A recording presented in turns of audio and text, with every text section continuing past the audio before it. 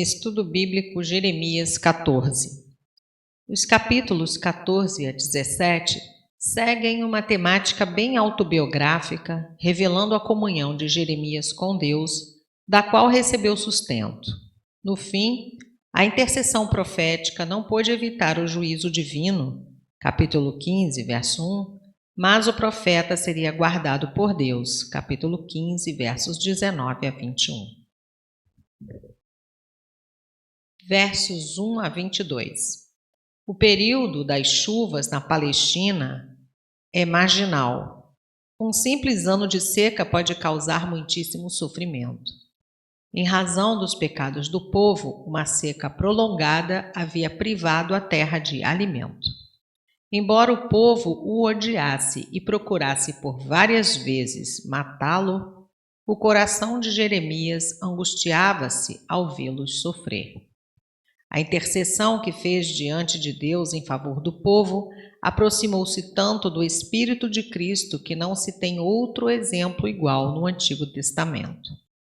O que se chama Gruta de Jeremias, um dos lugares retirados a que ele, segundo se diz, recolhia-se para chorar e orar, ficava no sopé do próprio outeirinho, em que 600 anos mais tarde foi erigida a cruz de Cristo. Verso 2. Portas. Lugar de acesso público onde o povo geralmente se reunia. Rute 4, versos 1, 2 e 11.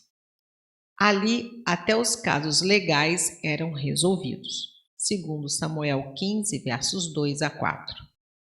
Verso 3. Cisternas. Grande parte do suprimento de água nas cidades era recolhido em cisternas, tanques, reservatórios, durante a estação das chuvas. Cobrem a cabeça, sinal de profunda tristeza, luto, lamento ou confusão. Verso 4, chuva. É o Senhor quem dá e quem retém a chuva. Deuteronômio 11, versos 10 a 15. Deprimida, literalmente prostrada ou caída por terra. Nesse contexto, quer dizer estorricada. Verso 5, servas. Bem conhecidas pelo seu terno cuidado para com suas crias. A própria natureza entra em uma situação caótica pela desgraça causada pelo pecado do homem. Verso 7. Verso 6. Desfalecem. Conhecidos por sua aguçada visão, a presença de um asno selvagem era reputada como sinal de que havia vegetação e água nas proximidades. Aqui estavam procurando em vão por alimento. Versos 7 a 9. O profeta confessa a culpa de Judá, mas lembra a Deus que a sua reputação está atrelada a tudo o que vier a acontecer com seu povo. Ele pede ao Senhor que não fique indiferente, como se fosse um visitante estrangeiro ou um viajante que veio apenas para passar uma noite. Verso 7. Nossas maldades. À semelhança de Moisés, Daniel e Neemias, que pleitearam em favor do seu pecaminoso povo, Jeremias se identifica com aqueles que mereciam punição. Não se trata tanto deles, mas de nós. Verifica-se igualmente a perfeita noção de unidade do profeta. Rebeldias, apostasia. Verso 8, esperança. A palavra hebraica também significa poço, o que é muito próprio em tempos de seca. Viandante, visitante na terra que não tinha interesse no país e no bem-estar do seu povo. Verso 9. Chamados pelo teu nome. Explica o significado de por amor do teu nome, verso 7. A honra do Senhor está em jogo. Verso 10. Diz o Senhor. Deus responde diretamente à oração, versos 7 a 9.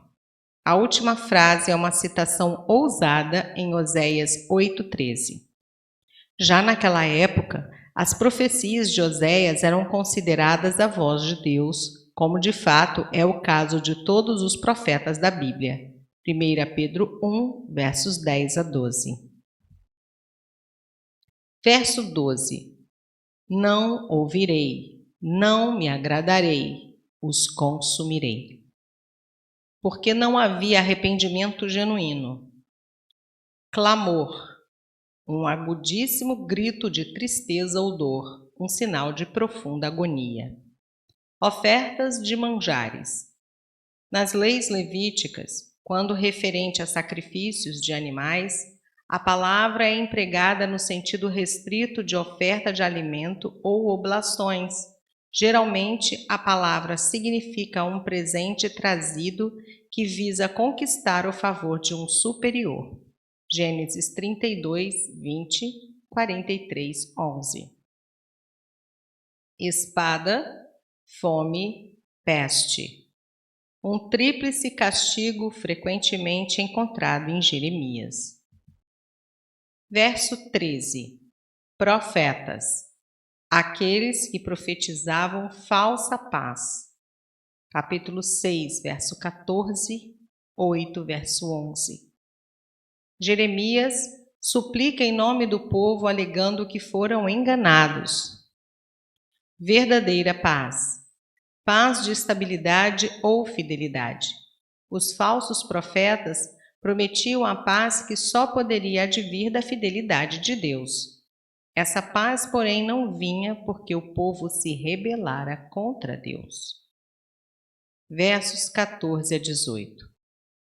A defesa do povo apresentada por Jeremias não era válida, motivo pelo qual tanto os falsos profetas, verso 15, como o povo, verso 16, seriam punidos.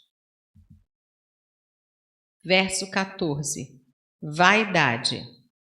Palavra coletiva que significa os vários meios úteis pelos quais buscam conhecer o futuro. Engano. Ilusão que seus próprios corações haviam criado. Engano calculado. Verso 17. A Virgem.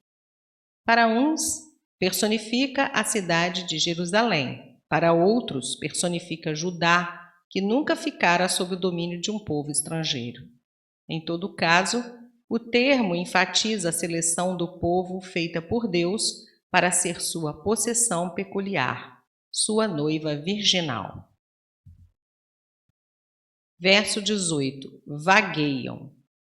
Um termo usado com referência a comerciantes que vão de um lugar para outro no desempenho de sua profissão. Nesse caso, tratava-se dos profetas e sacerdotes que estavam perdidos e com seus ministérios degradados.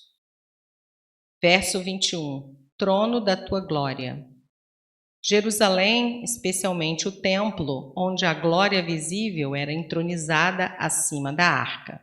Nesse caso, Jeremias, como sacerdote e profeta, colocou-se à semelhança de Jesus no lugar do seu povo pecaminoso. Tua aliança. Jeremias traz à memória a aliança do Senhor com o povo de Israel. Verso 22. Ídolos. Literalmente, vaidades. Essa palavra é usada para deuses pagãos ou irreais.